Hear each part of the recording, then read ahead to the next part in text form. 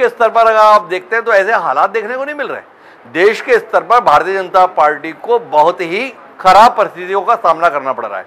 खराब इसलिए कि उसके कई बड़े चेहरे चुनाव हारते हुए दिख रहे हैं, कई बड़े चेहरे मुश्किल में दिख रहे हैं, कुछ बड़े नेता कुछ राउंड में भी चुनाव हार रहे हैं।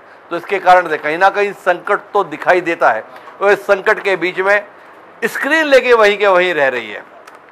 पिछले 3 घंटे से लगभग रुझान इसी रूप में बना हुआ है जिसमें समझना मुश्किल हो रहा है। लेकिन प्रदेशों में इन हालात को किस रूप में देखा जा रहा है, इसके लिए हम सीधे रुक करते हैं 2 स्थानों पर, एक चंडीगढ़ और दूसरा हम चलेंगे देहरादून, जहां पर योगेश राणा और पवन सिवार हमारे साथ में। तो पवन जी, क्या मेरी आवाज सुन पा रहे हैं?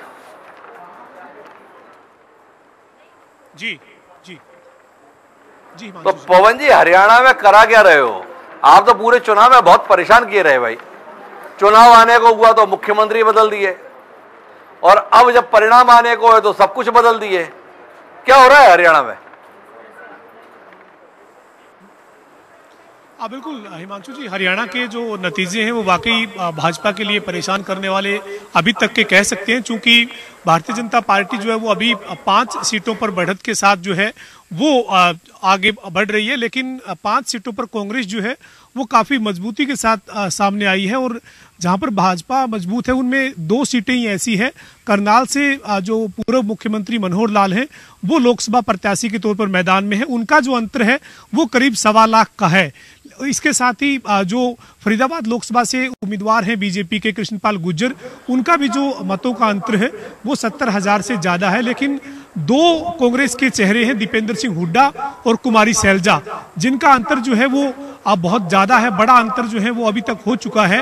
1.25 लाख से भी ज्यादा का दोनों का अंतर जो है वो दीपेंद्र हुड्डा और कुमारी सैलजा का सामने आया है। और इसके साथ साथ जो जहां पर बीजेपी की बढ़त है वहां पर भी बीजेपी जूझ रही है।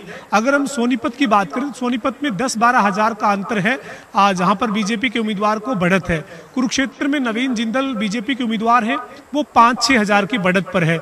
ऐसे ही धर्मवीर सिंह जो भिवानी में उम्मीदवार हैं भाजपा के, वो भी 10-8 हजार के करीब का जो अंतर उनका इस वक्त का है वो सामने आ रहा है। तो 3 सीटों पर जहां बीजेपी को बढ़त है वहां जो बढ़त का आंकड़ा है वो 5,000 से लेकर 12,000-13,000 के बीच का है।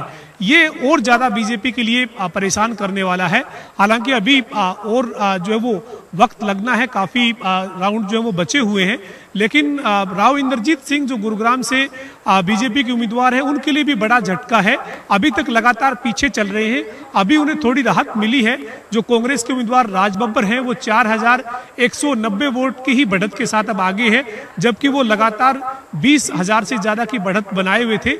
लेकिन अब जो आंकड़ा है वो एकदम से कम हुआ है और 4,190 की बढ़त इस वक्त राज बब्बर के पास है।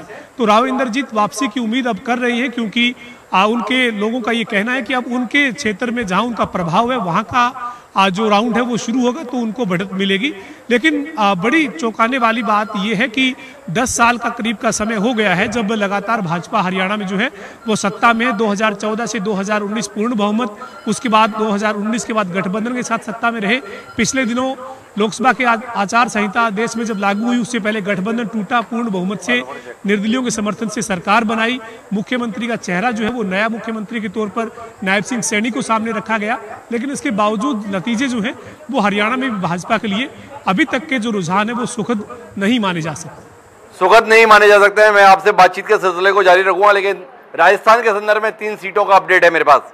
अजमेर में भारतीय जनता पार्टी के प्रत्याशी भागीरथ चौधरी चुनाव जीत गए हैं। कभी कांग्रेस का चेहरा रहे और अब भाजपा का हिस्सा बने सीपी जोशी चित्तौड़गढ़ से चुनाव जीत गए हैं और वसुंधरा राजे के बेटे दुष्यंत सिंह झालावाड़ के अपने परंपरागत संसदीय क्षेत्र से चुनाव जीत गए हैं।